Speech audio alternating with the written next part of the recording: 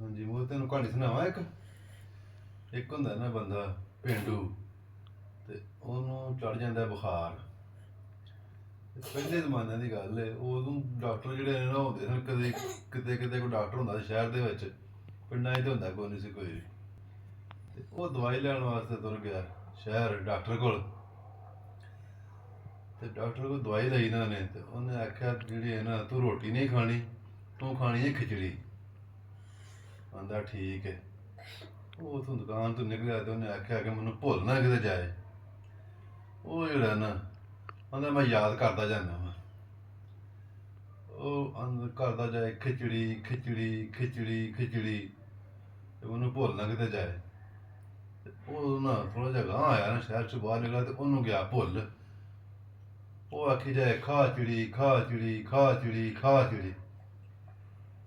ਅੱਗੇ ਨਾ ਇੱਕ ਸੀ ਬੰਦਾ, ਉਹ ਪੈਸੇ ਬੀਜਦਾ ਸੀ ਪਿਆ, ਆਪਣਾ ਬੀਜ ਜਿਹੜਾ ਉਹ ਖਿਲਾਰਦਾ ਸੀ ਪਿਆ। ਤੇ ਇਹ ਆਖੀ ਜਾਏ ਖਾ ਚਿੜੀ ਖਾ ਚਿੜੀ ਖਾ ਚਿੜੀ। ਉਹਨੇ ਫੜਿਆ ਉਹਨੂੰ ਮਾਰਦਾ, ਆਂਦਾ ਤੈਨੂੰ ਨਹੀਂ ਪਤਾ ਮੈਂ ਬੀਜ ਖਿਲਾਰਨਾ ਪਿਆ, ਤੇ ਤੂੰ ਜਿਹੜਾ ਉਹ ਆਨੇ ਪਿਆ ਖਾ ਚਿੜੀ ਖਾ ਚਿੜੀ ਖਾ ਚਿੜੀ। ਉਹ ਆਂਦਾ ਤੇ ਫਿਰ ਮੈਂ ਹੋਰ ਕੀ ਆਖਾਂ। ਉਹ ਆਂਦਾ ਆਹ ਉੱਡ ਚਿੜੀ ਉੱਡ ਚਿੜੀ ਉੱਡ ਚਿੜੀ। ਉਹ ਆਂਦਾ ਠੀਕ ਹੈ। ਉਹ ਆਖੀ ਜਾਂਦਾ, ਫਿਰ ਪਕਾਉਣ ਲੱਗ ਪੈਂਦਾ ਉੱਡ ਚਿੜੀ ਉੱਡ ਚਿੜੀ ਉੱਡ ਚਿੜੀ। ਅੱਗੇ ਹੁੰਦਾ ਇੱਕ ਸ਼ਿਕਾਰੀ, ਉਹਨੇ ਜਾਲ ਲਾਇਆ ਹੁੰਦਾ, ਤੇ ਉਹ ਆਖੀ ਜਾਂਦਾ ਉੱਡ ਚਿੜੀ ਉੱਡ ਚਿੜੀ ਉੱਡ ਚਿੜੀ। ਸ਼ਿਕਾਰੀ ਵਹਿੰਦਾ ਕਿ ਇਹ ਬੰਦਾ ਕੀ ਹੈ, ਜਾਂ ਮੈਂ ਜਿਹੜਾ ਨਾ ਚਿੜੀਆਂ ਫੜਨ ਵਾਸਤੇ ਲਾਇਆ ਹੈ ਜਾਲ, ਤੇ ਆਖੀ ਜਾਂਦਾ ਉੱਡ ਚਿੜੀ ਉੱਡ ਚਿੜੀ। ਉਹ ਵੀ ਉਹਨੂੰ ਫੜ ਕੇ ਮਾਰਦਾ। ਆਂਦਾ ਤੇ ਫਿਰ ਮੈਂ ਕੀ ਆਖਾਂ ਹੋਰ। ਆਂਦਾ ਤੂੰ ਆਹ ਆਉਂਦੇ ਜਾਓ ਤੇ ਫਸਦੇ ਜਾਓ, ਆਉਂਦੇ ਜਾਓ ਤੇ ਫਸਦੇ ਜਾਓ। ਆਂਦਾ ਠੀਕ ਹੈ। ਉਹ ਇਹ ਯਾਦ ਕਰਨ ਲੱਗ ਪੈਂਦਾ, ਆਉਂਦੇ ਜਾਓ ਤੇ ਫਸਦੇ ਜਾਓ, ਆਉਂਦੇ ਜਾਓ ਤੇ ਫਸਦੇ ਜਾਓ। ਅੱਗੇ ਹੁੰਦੇ ਨੇ ਚੋਰ ਬੈਠੇ, ਉਹ ਸੁਣਦੇ ਨੇ ਨਾ ਵੀ ਆਉਂਦੇ ਜਾਓ ਤੇ ਫਸਦੇ ਜਾਓ, ਉਹ ਉਹਨੂੰ ਫੜ ਲੈਂਦੇ ਨੇ। ਉਹਨੇ ਤੈਨੂੰ ਨਹੀਂ ਪਤਾ ਅਸੀਂ ਬੈਠੇ ਹਾਂ ਲੁੱਟਣ ਵਾਸਤੇ, ਤੇ ਤੂੰ ਜਿਹੜਾ ਆਖੀ ਜਾਂਦਾ ਆਉਂਦੇ ਜਾਓ ਤੇ ਫਸਦੇ ਜਾਓ, ਆਉਂਦੇ ਜਾਓ ਤੇ ਫਸਦੇ ਜਾਓ।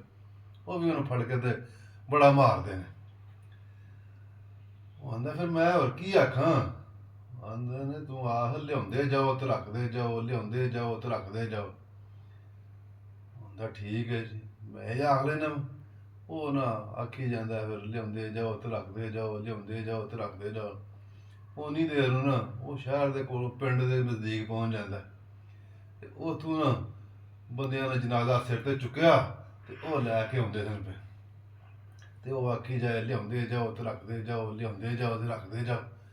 ਉਹਨੇ ਆਖਿਆ ਵੀ ਬੰਦਿਆਂ ਨੇ ਫੜ ਲਿਆ ਉਹਨੂੰ। ਉਹਨੇ ਆਖਿਆ ਤੈਨੂੰ ਨਹੀਂ ਪਤਾ ਅਸੀਂ ਜਨਾਜ਼ਾ ਲੈ ਕੇ ਆਉਂਦੇ ਆ, ਬੰਦਾ ਮਰਿਆ ਹੈ, ਤੂੰ ਆਖੀ ਜਾਂਦਾ ਜਿਹੜਾ ਨਾ ਲਿਆਉਂਦੇ ਜਾਓ ਤੇ ਰੱਖਦੇ ਜਾਓ, ਲਿਆਉਂਦੇ ਜਾਓ ਤੇ ਰੱਖਦੇ ਜਾਓ। ਉਹ ਫੜ ਕੇ ਉਹਨੂੰ ਬੜਾ ਮਾਰਦੇ ਨੇ। ਆਂਦਾ ਫਿਰ ਮੈਂ ਹੋਰ ਕੀ ਆਖਾਂ। ਆਂਦੇ ਨੇ ਤੂੰ ਆਖ ਇਹੋ ਜਿਹਾ ਵਕਤ ਰੱਬ ਕਿਸੇ ਤੇ ਨਾ ਲਿਆਏ।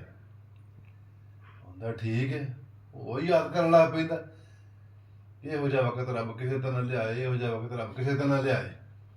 ਅੱਗੇ ਪਿੰਡ ਦੇ ਕੋਲ ਜਦੋਂ ਪਹੁੰਚਦਾ ਨਾ ਨਜ਼ਦੀਕ, ਤੇ ਇੱਕ ਸ਼ਾਦੀ ਜਿਹੜੀ ਹੈ ਨਾ, ਦੁੱਲਾ ਬਾਹਰ ਨਿਕਲਦਾ ਹੁੰਦਾ, ਤੇ ਸ਼ਾਦੀ ਬਰਾਤ ਜਿਹੜੀ ਹੈ ਨਾ ਤਿਆਰ ਹੋ ਕੇ ਆਉਂਦੀ ਹੁੰਦੀ ਹੈ ਬਾਹਰ।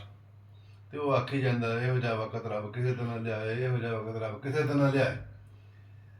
ਉਹ ਜਾਂਜੀ ਜਿਹੜੇ ਹੁੰਦੇ ਨੇ ਉਹ ਆਂਦੇ ਨੇ ਇਹ ਕੀ ਬੰਦਾ ਬਈ, ਇੱਥੇ ਸ਼ਾਦੀ ਹੋਣ ਡਈ, ਖੁਸ਼ੀਆਂ ਦਾ ਟਾਈਮ ਹੈ, ਤੇ ਇਹ ਆਖੀ ਜਾਂਦਾ ਪਹਿਲੇ ਇਹੋ ਜਿਹਾ ਵਕਤ ਰੱਬ ਕਿਸੇ ਤੇ ਨਾ ਲਿਆਏ।